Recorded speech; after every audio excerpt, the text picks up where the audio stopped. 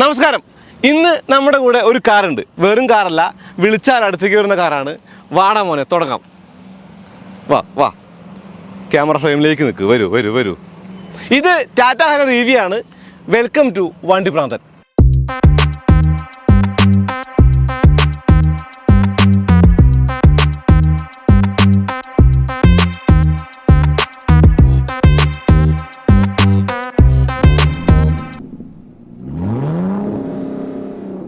നമ്മളങ്ങനെ കാത്തിരുന്ന് വൈകിപ്പോയോ എന്ന് തോന്നുന്നിടത്ത് ടാറ്റ തങ്ങളുടെ വണ്ടിയെ പുറത്തുവിട്ടേക്കാണ്. ഇത് ടാറ്റ ഹൈറർ EV ആണ്. Harrier.EV എന്നാണ് അവർ വിളിക്കുന്നത്. അപ്പോൾ ഈ വണ്ടിക്ക് കുറച്ച് പ്രത്യേകതകളുണ്ട്. സാധാരണ ദിവസം തുടങ്ങുന്ന പോലെ അല്ല ഇന്നൊരു 400 bhp ദിവസം തുടങ്ങുന്നത് എന്ന് പറഞ്ഞുകൊണ്ടാണ് ഞാനൊരു പോസ്റ്റ് ഇട്ടത് രാവിലെ എണീച്ചപ്പോൾ തന്നെ. അതിന് കാരണം എന്ന് പറയുന്നത്, ഈ വണ്ടി എന്ന് പറയുമ്പോൾ ടാറ്റ മോട്ടോഴ്സിൻ്റെ ലെഗസി ആയിട്ടുള്ള 4-wheel ഡ്രൈവ് എന്ന് പറയുന്നത് തിരിച്ച് ഒരു പരിധി വരെ വന്നു എന്നൊക്കെ പറയാവുന്ന വിധത്തിലാണ്. ഇത് ഒരു all-wheel ഡ്രൈവ് ഇലക്ട്രിക് കാറാണ്. മുന്നിലും പിന്നിലും മോട്ടോഴ്സ് ഉണ്ട്. 2 മോട്ടോറുകളും 4 വീലുമുള്ള ഈ വണ്ടിയുടെ എല്ലാ കാര്യങ്ങളും പറയാം.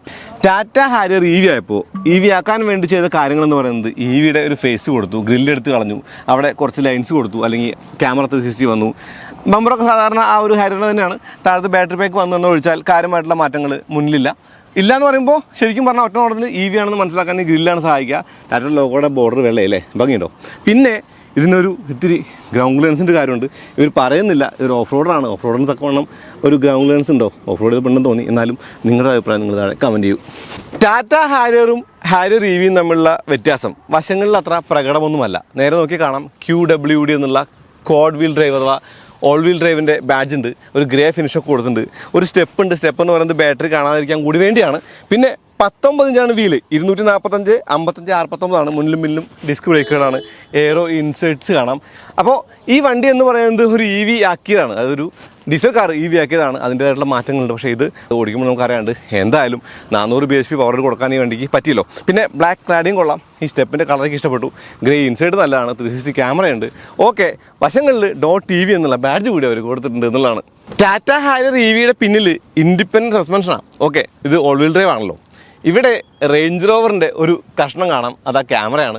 അത് ഷാർക്ക് ഫിന്നിലാണ് ക്യാമറ. അത് നമുക്ക് റിയർ വ്യൂ ക്യാമറ ആയിട്ട് യൂസ് ചെയ്യാം. ഇവിടെ ഹൈ മൗണ്ട് സ്റ്റോപ്പിലും കാര്യങ്ങളുണ്ട്. ഇവിടെ ലോഗോ നമുക്ക് ആ ഒരു ലൈറ്റൊക്കെ തന്നെ കാണാം. Harrier.EV എന്നുള്ള ബാഡ്ജിങ്ങും താഴെ കാണുന്ന സിൽവർ ഇൻസെറ്റും. പിന്നെ ബൂട്ട് പവേർഡാണ്. ഡിഫോഗറും അല്ലെങ്കിൽ വൈപ്പറൊക്കെ സാധാരണ ഹാരിയർ കണ്ടതാണ്. ഓട്ടോ ബ്രേക്ക്, കീപ് ഡിസ്റ്റൻസ് എന്നുള്ള ഒരു സിമ്പിളാണ് നമുക്ക് കാണാൻ പറ്റുക. ഇത് തുറന്നാലോ 502 ലിറ്ററോളം ബൂട്ട് സ്പേസ് ഈ വണ്ടിക്കുണ്ട്. പിന്നെ vehicle to load, vehicle to vehicle charging capacity ഉണ്ട്, അല്ലെങ്കിൽ ചാർജിങ് സിസ്റ്റം ഉണ്ട്. അപ്പോൾ ശരിക്കും ഫാസ്റ്റായിട്ട് ചാർജ് ചെയ്യാവുന്ന, മറ്റു വണ്ടിക്ക് പവർ കൊടുക്കാവുന്ന ഒരു എന്താ പറയുക, ഒരു ദാനശീലനായിട്ട് വണ്ടി കൂടിയാണ് ഹാരിയർ. നമുക്ക് മറ്റുള്ള വണ്ടിക്കോ അല്ലെങ്കിൽ എന്തെങ്കിലും എക്യുപ്മെൻറ്റിനൊക്കെ പവർ കൊടുക്കാനും ഈ വണ്ടി കൊണ്ട് പറ്റും എന്നുള്ളതും ഇതിൻ്റെ ഒരു പ്രത്യേകത തന്നെയല്ലേ. ഇത് ആരാ ക്ലോസ് ചെയ്യുക? എല്ലാവരും പോയി കഴിയുമ്പോൾ ഞാൻ തന്നെ ക്ലോസ് ചെയ്യണം. വട്ടം ഞെക്കിയാലും മതി. ഞാനൊരു ക്യാപ്റ്റൻ രാജോ. 238 HP പിന്നിലും 158 HP മുന്നിലും. അതാണ് ഇതിൻ്റെ ഒരു പവർ ഡിസ്ട്രിബ്യൂഷൻ എന്ന് പറയുന്നത്. പിന്നെ 15,000 RPM ആണ് മോട്ടറിൻ്റെ ആ ഒരു കാര്യം. അത് റെഡ്യൂസ് ചെയ്യാനായിട്ട് റെഡ്യൂസർ കൊടുത്തിട്ടുണ്ട് ഓൾ വീൽ ഡ്രൈവിന് വേണ്ടിയിട്ട്. മോഡുകളുണ്ട്, ഡിഫറെൻറ്റ് മോഡുകളുണ്ട്, മൾട്ടി ടെറൈൻ മോഡുകളുണ്ട്. ഇതിൻ്റെ ഒരു വലിയ പ്രത്യേകത എന്ന് പറയുന്നത് ഓഫ് റോഡ് അല്ലെങ്കിൽ ആ 4x4 പകരം ഓൾ വീൽ ഡ്രൈവ് തിരിച്ചു കൊണ്ടുവന്നു എന്നുള്ളത് തന്നെയാണ്. അത് ടാറ്റയുടെ ലെഗസി ആയിട്ടാണ് ടാറ്റ പറയുന്നത്. അതൊരു വലിയ കാര്യം തന്നെയാണ്. അതാണ് ഇതിൻ്റെ ഒരു ഹൈലൈറ്റ് എന്ന് പറയുന്നത്. പിന്നെ 400 bhp പവർ നമുക്ക് ഒരു വണ്ടിയിൽ, ടാറ്റ വണ്ടിയിൽ കിട്ടുക എന്ന് പറയുന്നത് അതും ഒരു പുതിയ കാര്യം. അപ്പോൾ ടാറ്റ ഹാരിയറിന് ഒരു പരിധിയിൽ കൂടുതൽ സ്ഥാനം നമ്മുടെ ഇന്ത്യൻ നേരത്തിലെന്ന് നോക്കിയിട്ടുണ്ട്. ആദ്യ ഓൾ വീൽ ഡ്രൈവ് നമ്മുടെ ഇന്ത്യൻ വണ്ടി, ഇന്ത്യൻ ഇലക്ട്രിക് വണ്ടി എന്നായിരിക്കും ഈ ഒരു കാറിന് ഇതിൻ്റേതായിട്ടുള്ള സ്ഥാനമുണ്ട്. ഇനി ഇതിൻ്റെ വിലയോ? ഹാരിയർ EV ലോഞ്ച് ചെയ്തപ്പോൾ ഇതിൻ്റെ വില കേട്ട് നിങ്ങളുടെ പല ആളുകളുടെയും കണ്ണ് തള്ളിപ്പോയിട്ടുണ്ടാവും. ഒരു ഓൾ വീൽ ഡ്രൈവിന് ഇത്രയും വിലയോ? എന്നാൽ അങ്ങനെയല്ല. ഓൾ വീൽ ഡ്രൈവിൻ്റെ പ്രൈസ് തന്നെ വേറെയാണ്. ഇതിന് 28.99 ലക്ഷം രൂപയിലാണ് ഇതിൻ്റെ ഒരു എക്സ്ഷോറൂം പ്രൈസ് തുടങ്ങുന്നത്. 30,34,000 രൂപയോളം അതിൻ്റെ ടോപ്പ് എൻഡ് വേരിയൻ്റ് വിലയുണ്ട്. ഓക്കെ, 2 വേരിയൻ്റാണ് QWD അഥവാ ഓൾ വീൽ ഡ്രൈവിനുള്ളതെന്ന് കാണാം. അപ്പോൾ 75 kWh 65 kWh ബാറ്ററി പാക്കുള്ള 2 വണ്ടികളാണ്. ഇതിന് 75 kWh. ഓക്കെ, ഈ ഓൾ വീൽ ഡ്രൈവിന് അത് വേണം. പിന്നെ നിങ്ങൾ റേഞ്ചും 600 കിലോമീറ്റർ പുറത്തുനിന്നൊക്കെ കേട്ടിട്ടുണ്ടാവും. പക്ഷേ അതും ആ ഒരു സാധാരണ വേരിയൻ്റെ റേഞ്ചാണ്. ഇതിൻ്റെ വേരിയൻറ്റിൻ്റെ റേഞ്ച് എന്ന് പറയുന്നത് 485 കിലോമീറ്ററാണ്. അത് എനിക്ക് തോന്നുന്നു C75 ആണ്. അങ്ങനെ നോക്കുമ്പോൾ ഒരു 500 കിലോമീറ്റർ താഴെ എന്നൊക്കെ നമുക്ക് ലളിതമായിട്ട് പറയാവുന്ന റേഞ്ചാണ് ടാറ്റ ഹാരിയർ EVക്കുള്ളത്. ഓക്കെ, ഓൾ വീൽ ഡ്രൈവും ഓഫ് റോഡിംഗ് ഒക്കെ ചെയ്യുമ്പോൾ ആരാണ് റേഞ്ച് നോക്കുന്നത്? ഒരു ഓഫ് റോഡ് ട്രാക്ക് ഉണ്ടാക്കിയിട്ട് അതിൻ്റെ മുന്നിലൊരു ചാർജിങ് സ്റ്റേഷൻ വെച്ചാലോ? കുറേ ഐഡിയകളുണ്ട്. ടാറ്റ ഹാരിയർ റിവ്യൂ വരുന്നത് കുറേ ഐഡിയകൾ കൂടിക്കൊണ്ടാണ്. പിന്നെ അഡാസ് ലെവൽ 2, അതായത് ഒരുപാട് ഫീച്ചേഴ്സ് ഉണ്ട്. ഇപ്പോൾ നമ്മൾ വിളിച്ചാൽ വന്നത് നിങ്ങൾ കണ്ടു. കൂടാതെ ഓട്ടോ പാർക്ക് ഫീച്ചേഴ്സ് ഉണ്ട്. അങ്ങനെ പല കാര്യങ്ങളും ഉള്ള ഒരു വണ്ടിയാണ് ടാറ്റ ഹാരിയർ റിവ്യൂ. എല്ലാ ഇലക്ട്രിക് കാറുകളും പോലെ സവിശേഷതകളാൽ സമ്പന്നമാണ് ഈ വണ്ടി. കാണാൻ എന്താണ് ഈ വണ്ടിയുടെ പ്രത്യേകത എന്നറിയോ? മറ്റുള്ള വണ്ടികളായിട്ട് കമ്പയർ ചെയ്യുമ്പോൾ ശരിക്കും അതൊരു ഇലക്ട്രിക് ആണെന്ന് നമുക്ക് മനസ്സിലാവും. പക്ഷേ ഇവിടെ നമുക്ക് ആ ഒരു വണ്ടിയുടെ ഒരു പ്രത്യേകത എന്ന് പറയുന്നത് ഇത് ഇലക്ട്രിക് ആണെന്ന് ഒറ്റ നോട്ടത്തിൽ മനസ്സിലാവില്ല എന്നാണ്. അതൊരു ബെനിഫിറ്റ് അല്ലേ? ടാറ്റ ഹാരിയർ റിവ്യൂക്ക് 2 മോട്ടറുകളാണ്. പെർമനൻറ്റ് മാഗ്നറ്റ് സിങ്ക്രോണസ് മോട്ടർ പിന്നിലും, മുന്നിൽ ഇൻഡക്ഷൻ മോട്ടറുമാണ്. ഈ 2 മോട്ടറുകളും തമ്മിലാണ് ഇത്രയും പവർ കൊടുക്കുന്നത്. 390 HP, 396 HP. പിന്നെ ഇതിന് 5 kWh ആണ് വെഹിക്കിൾ ടു ലോഡും വെഹിക്കിൾ ടു വെഹിക്കിളും കപ്പാസിറ്റി എന്ന് പറയുന്നത്. ഇത് mainly rear wheel drive focused ആണ്. അപ്പോൾ ഡ്രിഫ്റ്റ് മോഡിൽ 80-20 വരെ ആവുമെന്നാണ് പറയുന്നത്. ഓക്കെ, ട്രൈ ചെയ്ത് നോക്കാം. ഇതിന് ആക്റ്റീവ് പ്ലസ് ആർക്കിടെക്ചറാണ്. ആക്റ്റീവ് എന്ന് പറയുന്നത് നമ്മൾ കേട്ടിട്ടുണ്ട്, നമ്മുടെ പഞ്ചിൽ കേട്ടിട്ടുണ്ട്. ആക്റ്റീവ് പ്ലസ് ആണിത്. ഇതിൻ്റെ റിസീവിങ് കപ്പാസിറ്റി എന്ന് പറയുന്നത് 120 kWh. എന്ന് വെച്ചാൽ 120 kWh എന്ന് പറയുമ്പോൾ നമുക്കറിയാം ഇന്ത്യൻ ഗിയറിലുള്ള വലിയ ചാർജറൊക്കെ അത് കുത്തിയാൽ പെട്ടെന്ന് ചാർജ് ആവുമെന്നുള്ളത്. ഓഫ് റോഡ് ട്രാൻസ്പെറൻറ്റ് ക്യാമറ പോലെ, ട്രാൻസ്പെറൻറ്റ് ചേസിസ് ക്യാമറ പോലുള്ള കാര്യങ്ങൾ ഓഫ് റോഡ് സഹായിക്കും. മോഡുകളുണ്ട്, മൾട്ടിപ്പിൾ മോഡുകളുണ്ട്. അങ്ങനെയുള്ള പല കാര്യങ്ങളും ഇവർ വണ്ടിക്കകത്ത് ഉൾപ്പെടുത്തിയിട്ടുണ്ട്. ഓക്കെ, ഇലക്ട്രിക് കാറാണ്, സോഫ്റ്റ്വെയർ ബേസ് ചെയ്തിട്ട് ഒരുപാട് കാര്യങ്ങൾ ചെയ്യാം. എന്നാൽ ചെയ്യാവുന്നതൊക്കെ ടാറ്റ ചെയ്തിട്ടുമുണ്ട്. ടാറ്റ ഹാരിയർ റിവ്യൂ നിർമ്മിക്കപ്പെട്ടിട്ടുള്ളത് മോഡുലർ ഡ്രൈവ് ട്രെയിൻ ആർക്കിടെക്ചർ എന്ന് വിളിക്കുന്ന ആക്റ്റീവ് പ്ലസ് എന്ന് പറയുന്ന പുതിയ ആർക്കിടെക്ചറിലാണ്. മോഡിഫൈ ചെയ്ത ആർക്കിടെക്ചറാണ്, പ്ലസ് ആണല്ലോ. ഓക്കെ, അതൊക്കെ പറയുമ്പോൾ ബോണറ്റിനകത്ത് എന്താ അതുകൊണ്ട് നോക്കട്ടെ. നമുക്ക് ബോണറ്റ് ഒന്ന് തുറക്കാം. ടാറ്റ ഹാരിയർ റിവ്യൂക്കും നെക്സോണും തമ്മിലൊരു സാമ്യത ഉണ്ട്. അത് ഇതിങ്ങനെ വൈഡായിട്ട് ഓപ്പൺ ചെയ്ത് വെക്കാന്നുള്ളതാണേ.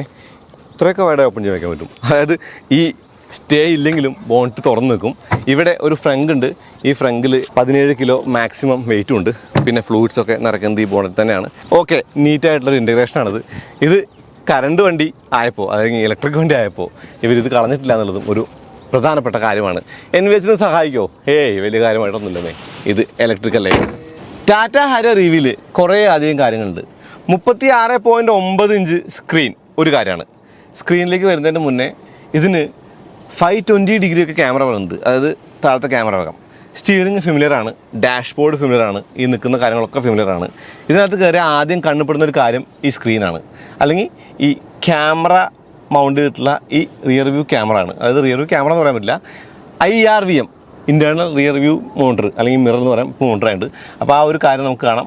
ഒരിത്തിരി ബോർഡർ വലുതാണെങ്കിലും കാഴ്ച കാണാൻ പറ്റുന്നുണ്ട്. നമുക്ക് ആവശ്യത്തിന് റെക്കോർഡും ചെയ്യാൻ ഒരു പ്രൊവിഷൻ അതിനകത്ത് കൊടുത്തിട്ടുണ്ട്. ക്ലസ്റ്റർ ഫിമിലറാണ്, പിന്നെ AC കൺട്രോൾസ് ഫിമിലറാണ്, സിങ്ക് ഓപ്ഷൻ ഉണ്ട്, എല്ലാം കാണാം. ഇവിടെ അടുത്തൊരു കാര്യം മോഡ് ഓപ്ഷൻസാണ്. കുറേ മോഡുണ്ട്. ഞാൻ ആദ്യം ഒരു കാര്യം പറയാം. ഇത് നോർമൽ മോഡിലാണെങ്കിൽ തന്നെ ആവശ്യത്തിന് അഡാപ്റ്റ് ചെയ്യുന്നതാണ് ഇന്നലെ ഓഫ് റോഡ് ചെയ്തപ്പോൾ അവർ പറഞ്ഞത്. ശരിയായിരിക്കാം, കാരണം എനിക്ക് വണ്ടിയുടെ മോഡ് മാറ്റേണ്ട ആവശ്യം വന്നില്ല ഓഫ് റോഡിൽ മുഴുവൻ. പിന്നെ ഇവിടെ ആംബിയൻ ലൈറ്റിംഗ് ഇൻറ്റഗ്രേറ്റ് ചെയ്ത് നന്നായിട്ടുണ്ട്. AC വെൻസൊക്കെ അടിപൊളിയാണ്, അല്ലെങ്കിൽ കാണാൻ നല്ല ഭംഗിയുണ്ട്. പിന്നെ ഇതിൻ്റെ ഇൻസേർട്ടൊക്കെ മെറ്റൽ ഇൻസേർട്ട് പോലെ കൊടുത്ത ഇൻസേർട്ടൊക്കെ കാണാൻ അത്യാവശ്യം നല്ലതാണ്. നെക്സോണിൽ നമ്മൾ പണ്ട് കണ്ട പോലെ കുറേ അധികം എലമെൻറ്റ് ഡാഷ്ബോർഡിൽ കാണാം. ഡാഷ്ബോർഡിൻ്റെ തൊപ്പി നെക്സോൺ പോലെയാണ്. ഈ ഡാഷ്ബോർഡിൻ്റെ മൊത്തമുള്ള ഒരു കാര്യങ്ങളൊക്കെ നമ്മൾ ഹാരിയർ റിവ്യൂവിലും അല്ലെങ്കിൽ ഹാരിയർക്ക് മുമ്പ് കണ്ടിട്ടുണ്ട്, ഹാരിയറിൽ മുന്നേ കണ്ടിട്ടുണ്ട്, EVയിൽ ഇപ്പോൾ അടുത്ത് കണ്ടിട്ടുണ്ട്. ഇതിനകത്ത് ഒരുപാട് എലമെൻറ്റുകളുണ്ട്. പിയാനോ ബ്ലാക്ക് ആണെങ്കിലും മെറ്റൽ ഇൻസേർട്ട് ആണെങ്കിലും സ്റ്റിച്ചിങ് ആണെങ്കിലും ഈ ആംബിയൻ ലൈറ്റ് ആണെങ്കിലും എല്ലാം കൊള്ളാം. സ്റ്റാർട്ട് സ്റ്റോപ്പ് ബട്ടൺ വലതുവശത്താണ്. സ്റ്റിയറിംഗിൻ്റെ മുകളിൽ കൺട്രോൾസ് കാണാം. ഇപ്പോൾ ഇതിൻ്റേതായിട്ടുള്ള എല്ലാ കൺട്രോൾസും ഈ ഒരു സ്റ്റിയറിംഗിൻ്റെ മുകളിൽ ഇപ്പോൾ നമ്മുടെ ക്രൂയിസ് കൺട്രോൾ ആണെങ്കിലും അല്ലെങ്കിൽ അഡാസ് ഫംഗ്ഷനാലിറ്റി ആണെങ്കിലും ഇവിടെ ക്യാമറ, അഡാസിൻ്റെ ക്യാമറ ഉണ്ട്. ഡോൾബി അറ്റ്മോസ്, അത് JBL മോഡ് കൂടി ഉണ്ട്. അപ്പോൾ സൗണ്ടിൻ്റെ ഒരു കാര്യത്തിലൊന്നും പറയാനില്ല.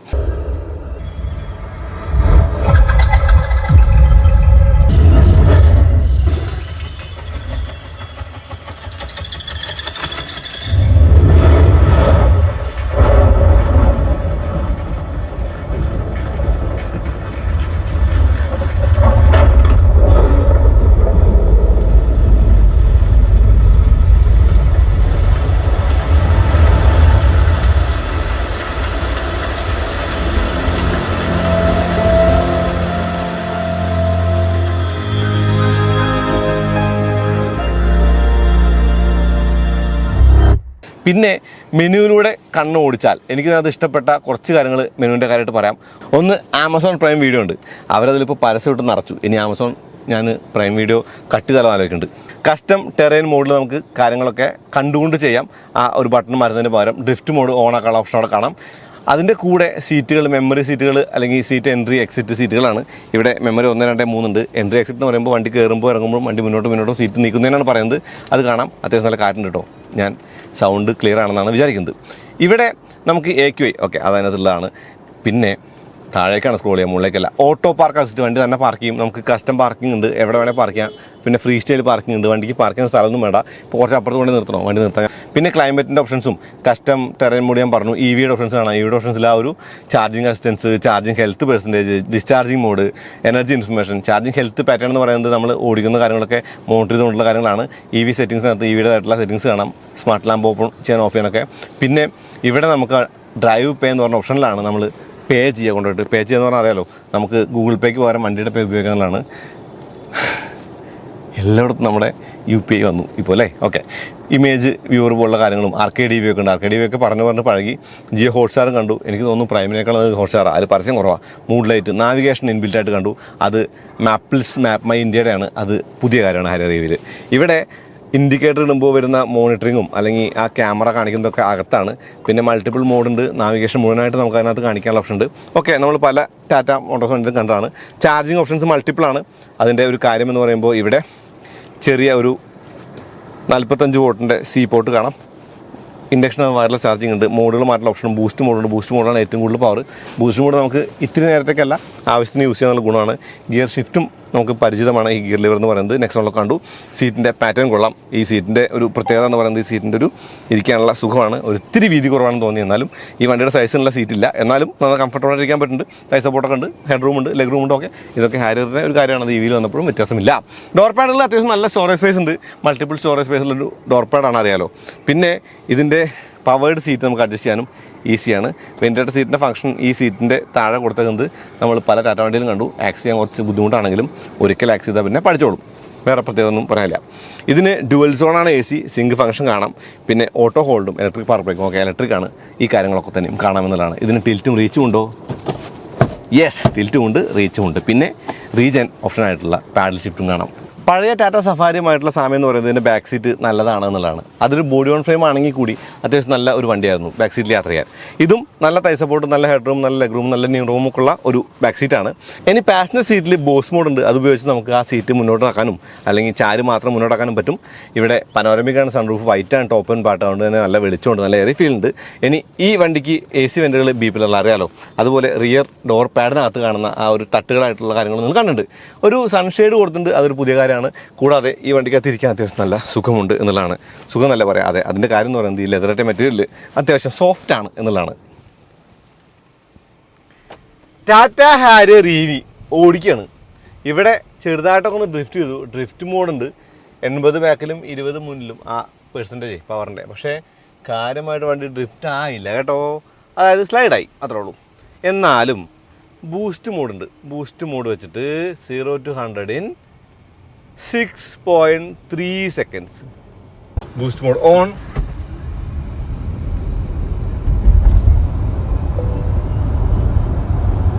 ഓക്കെ, നമ്മൾ ഈ വണ്ടി ഓടിക്കുമ്പോൾ ശരിക്കും നമുക്കിതൊരു പുതുമയൊന്നുമല്ല. നമ്മളിത് ആദ്യം ഫാക്ടറി പോയി കണ്ടു, അവരെ മുകളിൽ നിന്ന് ഇറക്കി ഇങ്ങനെ താഴത്തേക്ക് വന്ന് കാണിച്ചു, അവിടെ ഒരു അഭ്യാസങ്ങൾ കാണിച്ചു, ആ കൊറിയോഗ്രാഫി കാണിച്ചു. ഓക്കെ, ഇതൊക്കെ ചെയ്തിട്ട് പിന്നെ നമ്മൾ ഈ വണ്ടി വീണ്ടും കാണുന്നുണ്ട്.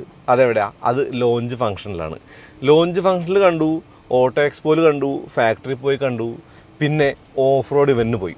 ഓഫ് റോഡ് ഇവൻറ്റിന് പോയപ്പോൾ വണ്ടിയുടെ ക്യാപ്പബിലിറ്റി കണ്ട് അന്തം വിട്ട് കുന്തം വഴങ്ങിപ്പോയി. അന്ന് പക്ഷേ ചെറിയ ചെറിയ ഇഷ്യൂസൊക്കെ നമ്മൾ കണ്ടു. ആ ഇഷ്യൂസൊക്കെ ഫാക്ടറി എന്ന് വന്ന വണ്ടിയാണ്, ഫൈനലല്ല. നമ്മൾ അതിനൊരു ബെനിഫിറ്റ് ഓഫ് ഡൗട്ട് കൊടുത്ത് കുഴപ്പമില്ല. പുതിയ വണ്ടി ഇവിടെ വന്ന് നമുക്ക് പ്രൊഡക്ഷൻ വണ്ടി കിട്ടിയതൊന്നും ഓടിക്കാൻ കിട്ടുക. ഡെലിവറി തുടങ്ങാറായിട്ടുണ്ട്. ഓൾറെഡി കൊച്ചിയിലൊക്കെ വണ്ടി വന്നിട്ടുണ്ട്.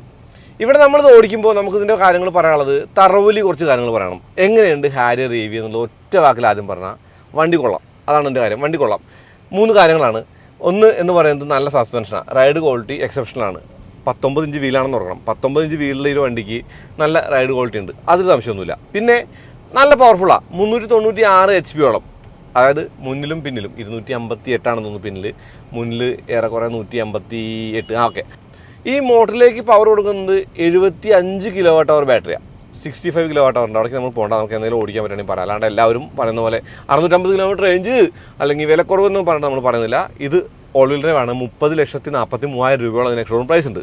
ഓക്കെ, ആ വണ്ടിയുടെ ഏറ്റവും വലിയ ഗുണം, ഈ വണ്ടിയുടെ ഏറ്റവും വലിയ ഗുണം എന്ന് പറയുന്നത് 120 kW നമുക്ക് ചാർജ് ചെയ്യാൻ പറ്റുന്നതാണ്. റിസീവിങ് കപ്പാസിറ്റി കൂടുതലാണ്, വേഗം ചാർജ് ആവുന്നുള്ളത് വലിയ ഗുണം തന്നെയാണ്. പിന്നെ ഓൾ വീൽ ഡ്രൈവ് എന്ന് പറയുന്ന ഈ ഒരു സിസ്റ്റം, ഈ ഓൾ വീൽ ഡ്രൈവിന് കോഡ് വീൽ ഡ്രൈവ് എന്ന് പറയുന്നത് ഇതിൻ്റെ 4 വീലിലും ഇൻഡിപെൻഡൻറ്റ് സസ്പെൻഷൻ ആണെന്നുള്ളതാണ് റൈഡ് ക്വാളിറ്റി സ്വാധീനിച്ചത്. ഇപ്പോൾ 4 വീലിൽ ഇൻഡിപെൻഡൻറ്റ് സസ്പെൻഷനുള്ള മറ്റൊരു വണ്ടി XUV700 ഫോർ എക്സാമ്പിൾ. ഇപ്പോൾ മഹീന്ദ്രയുടെ വണ്ടികളുമായിട്ട് കമ്പയർ ചെയ്താൽ മഹീന്ദ്രയുടെ വണ്ടികൾക്ക് ഒരു അന്യഗ്രഹ ജീവിയുടെ ലുക്കും കാര്യങ്ങളൊക്കെ ഉണ്ട്. അതായത് നമ്മൾ ഇലക്ട്രിക് കാർ സാധാ കാർ പോലെ വേണമെന്നില്ല എന്ന് പറയുന്ന ആൾക്കാരും സാധാ കാർ പോലെ വേണമെന്ന് പറയുന്ന ആൾക്കാരും രണ്ടായിട്ടുണ്ട്. അതൊരു കോൺട്രഡിക്ടറി അല്ലെങ്കിൽ കോൺട്രവേഴ്സൽ ടോപ്പിക്കായിട്ട് നിൽക്കട്ടെ, അത് കുഴപ്പമില്ല.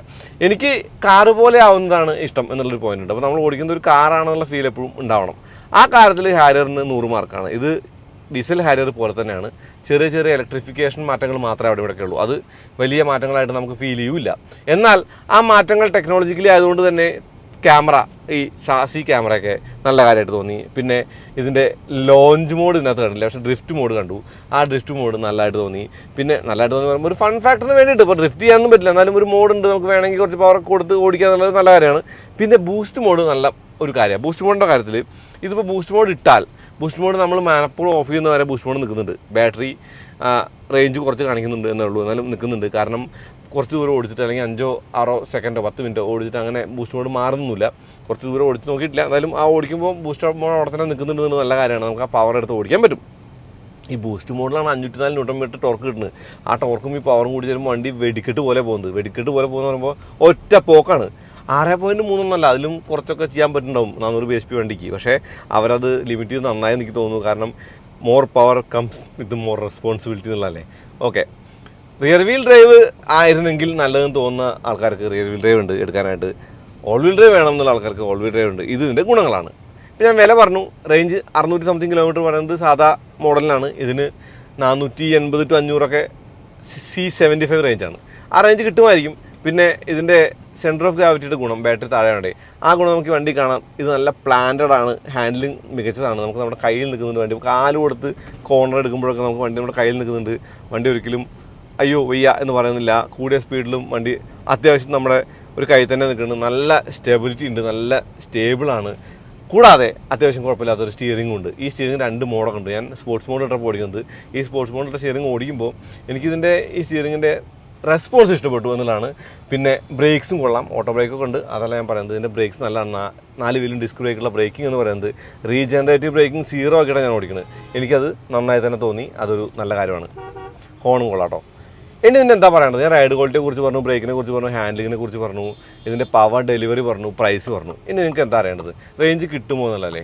എനിക്ക് തോന്നുന്നേ പറഞ്ഞ റേഞ്ച് കിട്ടുക എന്ന് പറയുന്നതൊക്കെ കൂടുതൽ C75 പറഞ്ഞില്ലേ, ആ C75 റേഞ്ച് കിട്ടുമെന്ന് കരുതാം. C75 കിട്ടിയാൽ മതി. പിന്നെ ഓഫ് റോഡ് പോകുന്ന വണ്ടിക്ക്, അത്യാവശ്യം ഫണ്ണെടുത്ത് നമ്മൾ ഓടിക്കുന്ന ഒരു വണ്ടിക്ക് അത്രമാത്രം റേഞ്ചിനേക്കാൾ ഇമ്പോർട്ടൻ്റ് എന്ന് പറയുന്നത് നമ്മുടെ റേഞ്ച് ഇല്ലെങ്കിലും ചാർജ് ചെയ്ത് ഓടിക്കാമെന്നുള്ള കാര്യമാണ്. 400 കിലോമീറ്റർ പുറത്ത് റേഞ്ചിലെ വണ്ടികളൊക്കെ തന്നെയും ഓടിക്കാൻ നല്ലതാണ്. അതായത് എവിടെയെങ്കിലും കൊണ്ടുപോകാൻ ബുദ്ധിമുട്ടില്ല എന്നുള്ളതാണ് എൻ്റെ ഒരു നയം എന്ന് പറയുന്നത്. അത് ഹാരിയറിലും കാണുന്നുണ്ട്. പിന്നെ സ്റ്റോറേജ് സ്പേസിൻ്റെ ബഹളമുണ്ട്. ബൂട്ട് സ്പേസ് അത്യാവശ്യം നല്ലതാണ്. ബൂട്ട് സ്പേസിൽ ബൂട്ട് സ്പേസിൻ്റെ താഴെയുള്ള പാഡ് പൊക്കി വെച്ചതും അവിടെ അത്യാവശ്യം സാധനങ്ങൾ വെച്ചതൊക്കെ കണ്ടു. ഇതിൻ്റെ സീറ്റിംഗ് എന്ന് പറയുന്നത് പഴയ സഫാരി ഇല്ലേ, പഴയ കാലത്തെ സഫാരിയോട് കൂടിയിട്ടാണല്ലോ 4 വീൽ ഡ്രൈവ് അവസാനിപ്പിക്കുന്നത്. പിന്നെ ഓൾ വീൽ ഡ്രൈവ് ആയിട്ട് വരുന്നത് ഹാരിയറിലാണ്. അത് അവരുടെ പഴയ ലെഗസി തിരിച്ചു കൊണ്ടെന്നാണെന്ന് പറയുമ്പോൾ സഫാരിയുടേതായിട്ടുള്ള ബാക്ക് സീറ്റ് കംഫർട്ട് ഉണ്ടോ എന്ന് വെച്ചാൽ ഇപ്പം അടുത്ത് ഒരാൾ കൈയാണ് നിർത്തി ഹാരിയർ റിവ്യൂ എങ്ങനെയുണ്ട് ചോദിച്ചു. ഇപ്പോൾ ഞാൻ വരുമ്പോൾ പുള്ളിനോട് പറഞ്ഞ കാര്യം എനിക്കാരും പറയാനുള്ളത്, റിക്ലൈൻ ആംഗിൾ ഉണ്ടോ പിൻസീറ്റിലെ, അതൊരിത്തിരി കുറവാണ് ഹാരിയർ റിവ്യൂക്ക്. അത് കുറച്ചും കൂടി കൂട്ടാൻ വരും തോന്നി. ഇതിൻ്റെ റെസ്പോൺസ് നല്ല. അപ്പോൾ ഞാൻ ഓടിക്കുന്നത് ബൂസ്റ്റ് മോഡൊന്നല്ല, സാധാ മോഡിലാണ്. ആ മോഡ് തന്നെ വണ്ടി പറന്ന് കയറി പോകുന്നുണ്ട്. നല്ല രസമായിട്ട് ഓടിക്കാൻ പറ്റുന്നുണ്ട്. ഒരു സാധാ ഡീസൽ ഹാരിയർ പോലെ ഓടിക്കാൻ പറ്റുന്നുണ്ട്. ലീനിയറാണ് പവർ ഡെലിവറി. ഈ ലീനിയർ പവർ ഡെലിവറി ആണെങ്കിൽ ഇലക്ട്രിക്കൽ വേണ്ടത്. അല്ലാണ്ട് പെട്ടെന്നൊരു ബൂസ്റ്റ് വന്ന് കാല് കൊടുത്ത് അങ്ങ് പോകുന്ന ആ ഒരു ഡെലിവറിയോട് എനിക്ക് വലിയ താല്പര്യമില്ല. അത് ഇഷ്ടമുള്ള ആൾക്കാരുണ്ടാവും, ഇല്ലെന്ന് ഞാൻ പറയുന്നില്ല. അത് വേണം, ആ അഡ്രിനാലിൻ റഷ് ഫീൽ ചെയ്യണമെന്ന ആൾക്കാരുണ്ടാവും. പക്ഷേ ഞാൻ അങ്ങനെയല്ല. ഇത് ഒരു നല്ല വണ്ടിയാണ് ഹാരിയർ EV എന്നുള്ളതാണ്. എന്നാൽ 1-2 കാര്യങ്ങൾ ഞാൻ പറയാം. രാവിലെ എടുത്തപ്പോൾ സ്മോൾ നിഗിൾസ് എനിക്ക് കിട്ടിയായിരുന്നു. ആ നിഗിൾസ് എന്ന് പറയുന്നത് ഇൻഫോർടൈൻമെൻറ്റ് സ്ക്രീനാണ്. പിന്നെ ഇതിൻ്റെ 12 വോൾട്ട് ബാറ്ററി ഒന്ന് ഇറങ്ങി പോകുന്നുണ്ട്. കുറച്ച് നേരം നമ്മൾ ഓണാക്കിയിട്ടാൽ, അതായത് റെഡി എന്നാക്കാതിട്ട് കഴിഞ്ഞാൽ, അത് 2 കാര്യങ്ങൾക്ക് ഒരു പ്രശ്നമായിട്ട് തോന്നി. പിന്നെ ആദ്യമായിട്ട് ഒരു വണ്ടി പഞ്ചർ കിട്ടുന്നത് ഈ ഒരു വണ്ടിയിലാണ്. പക്ഷെ അത് പിന്നെ പഞ്ചറൊന്നും പറയണ്ട. ഡ്രിഫ്റ്റ് മോഡ് എങ്ങനെയുണ്ട്? ഡ്രിഫ്റ്റ് ചെയ്തുണ്ട്.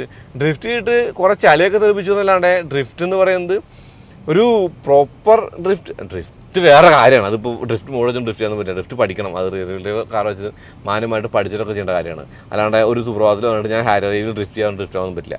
അപ്പോൾ സാധാരണ ആൾക്കൊന്ന് സ്ലൈഡ് ചെയ്തിട്ട് ഞാൻ ഡ്രിഫ്റ്റ് ചെയ്തൊന്ന് ഫീൽ ഉണ്ടാക്കാൻ പറ്റുന്നുണ്ടോ വെച്ചാൽ ഉണ്ട്. അതൊരു ഗുണമല്ലേ. ഇപ്പോൾ 400 BHP ഉള്ള വണ്ടിക്ക് 400 BHP ഉള്ള വണ്ടിക്ക് ഒരു ഇത്തിരി സ്ലൈഡ് ചെയ്യാനൊക്കെ പറ്റില്ലെങ്കിൽ എന്താ രസമുള്ളത്. ആ ഫൺ ഫാക്ടർ നമുക്ക് ഈ ഒരു വണ്ടിക്കും കിട്ടിയിട്ടുണ്ട്. അത് ഇതിൻ്റെ ഒരു ഗുണമായിട്ട് തന്നെയാണ് ഞാൻ കാണുന്നത്. അപ്പോൾ റേഞ്ച് കിട്ടുമോ? C75 വില കിട്ടുമായിരിക്കും. ഞാൻ കുറേ നേരമായിട്ട് കുന്തൽ പണി ചോദിച്ചു ഇപ്പോഴും 405 കാണിക്കുന്നുണ്ട്. സോ C75 വില പറയണം കിട്ടുമായിരിക്കും. അപ്പോൾ നിങ്ങൾ ഒരിക്കലും 65 kWh 75 kWh തമ്മിൽ കൺഫ്യൂഷൻ ആവരുത്. 65 kWh ഉള്ളൂ, അതിന് കൂടുതൽ റേഞ്ച് അങ്ങനെ 75 കൂടുതൽ റേഞ്ച് കിട്ടാൻ തോന്നണ്ട. കാരണം ഇത് ഓൾ വീൽ ഡ്രൈവ് ആണ്. പവർ ട്രെയിൻ വ്യത്യാസം 2 മോട്ടറുണ്ട്, അതിനൊരു മോട്ടറേ ഉള്ളൂ. അപ്പോൾ അതിനാണ് കൂടുതൽ റേഞ്ച് ഉണ്ടായിരിക്കുക. വിലയും കുറവ് അതിനാണ്. അതല്ലാണ്ട് ഹാരിയർ വ്യൂ വാങ്ങാൻ പോവാണ് ഷോറൂം പോയിട്ട് എനിക്ക് ഓൾ വീൽ ഡ്രൈവ് എൻ്റെ അടുത്ത് 24 ലക്ഷം രൂപ വരെ കിട്ടില്ല. നമ്മുടെ കീബോർഡ് വാരിയേഴ്സിനും അല്ലെങ്കിൽ വ്ളോഗിൻ്റെ മുമ്പിലും ക്യാമറ മുമ്പിൽ നിന്നിട്ട് ഘോരം പറയുന്ന ഇത്ര വിലയ്ക്ക് ഇത്ര വണ്ടി കിട്ടുന്ന പറയുന്ന ആൾക്കാരുടെ വാക്കുകൾ മുഖവിലയ്ക്ക് എടുക്കാതിരിക്കുക. സത്യം പറയാനായിട്ട് ഒന്നുകിൽ ഒരു നല്ല വെബ് സെർച്ച് നടത്തുക, അല്ലെങ്കിൽ അതിൻ്റെ ഷോറൂമുകളുടെ വെബ്സൈറ്റുകളോ അല്ലെങ്കിൽ കമ്പനികളുടെ വെബ്സൈറ്റിലോ പോയിട്ട് കാര്യങ്ങൾ നോക്കുക എന്നുള്ളതാണ് എൻ്റെ പോയിന്റ്. ഞാൻ പറയുന്നത് എല്ലാവരും ഫേക്ക് ആണെന്നല്ല, പക്ഷേ കൂടുതലും ഫേക്ക് ആയിട്ടുള്ള കാര്യങ്ങളാണ് കാണുക. എല്ലാവർക്കും മുഖ്യമെന്ന് പറയുന്ന വ്യൂ ആണ്. ഇപ്പോൾ ഞാൻ ഈ ചെയ്യുന്ന വ്യൂവിന് വേണ്ടിയാണ്. അതുകൊണ്ട് തന്നെ എൻ്റെ വീഡിയോയിൽ നിങ്ങൾക്ക് എന്തെങ്കിലും ഗുണമോ അല്ലെങ്കിൽ എന്തെങ്കിലും ദോഷമോ ഉണ്ടെങ്കിൽ നിങ്ങൾ കമൻറ്റ് ചെയ്യണം, പറയണം. അത് കേട്ടുകൊണ്ട് ഇമ്പ്രൂവ് ചെയ്യാന്നുള്ളതല്ല ഞാൻ പറയണത്, നിങ്ങളെ വെറുപ്പിക്കാതിരിക്കാമല്ലോ. ഓക്കെ, അപ്പോൾ അടുത്തതായിട്ട് വീണ്ടും വരാം. എനിക്ക് കാല് കൊടുക്കണമെന്നുണ്ട്, ഇവിടെ നല്ല തിരക്കാണ്. എന്നാലും കാല് കൊടുത്തുകൊണ്ട് നന്ദി, നമസ്കാരം. എനിക്കിൻ്റെ ഹോൺ ഇഷ്ടപ്പെട്ടു. കീ. ഇപ്പം നിങ്ങൾ സ്റ്റിയറിങ്ങിൻ്റെ കാര്യം പറയാറില്ലല്ലോ അല്ലേ? സ്റ്റിയറിങ്ങിൻ്റെ ആ ഒരു കൈ തൊടുമ്പോൾ ടച്ച് ചെയ്യുന്ന കാര്യം പറയാറില്ല. എന്താ പറയാത്തത്? അത് ശീലമായി. ടാറ്റയ്ക്ക് അത് വലിയ വിഷയമല്ല. ഡ്യുവൽ സോൺ AC ചെയ്യുന്നുണ്ട്. AC കൊള്ളാം, AC നല്ലതാണ്. പിന്നെന്താ, പിന്നിപ്പോൾ എന്താ, മിററും അത്യാവശ്യം കാഴ്ചയൊക്കെ തരുന്നുണ്ട്. ഈ മിറർ ഉണ്ടല്ലോ, നമ്മുടെ നടുവിലത്തെ മിറർ, ക്യാമറ മിറർ. ഞാൻ ജിമ്മിക്ക് അത് മിറർ മാറ്റി ക്യാമറ ആക്കി ഡിസ്പ്ലേ ആക്കണമെന്ന് വിചാരിച്ചിരുന്നു. ഈ ഹാരിയർ ഡ്രൈവോടുകൂടി അത് വേണ്ട വെച്ചു. കാരണം ഞാനിപ്പോൾ ക്യാമറ ഓഫ് ചെയ്തിട്ടേ ഇപ്പോൾ ഞാൻ കണ്ടുകൊണ്ടിരിക്കുന്നത് നമ്മുടെ മിററിലാണ്. കാരണം വെയിലടിക്കുമ്പോൾ ആ ക്യാമറയുടെ വിസിബിലിറ്റി കുറയുന്നുണ്ട്. അത് ഒരിത്തിരി ഓവർ ബ്രൈറ്റ് ആവുന്നുണ്ട്, ഒരിത്തിരി എക്സ്പോസ്ഡ് ആവുന്നുണ്ട്. അതുകൊണ്ട് ക്യാമറയെക്കാളും നല്ലത് എനിക്ക് തോന്നുന്നു ഈ സംഗതി തന്നെയാണ്. ബൂസ്റ്റ് മോഡ് ഓൺ, കാല് കൊടുക്കൽ. 6.6 സെക്കൻഡ്സ് ഒന്നും വേണ്ട, അതിന് മുമ്പ് 100 ആവും കേട്ടോ. വണ്ടി ഫാസ്റ്റാ, നോ ഡൗട്ട് അബൌട്ട് ഇറ്റ്.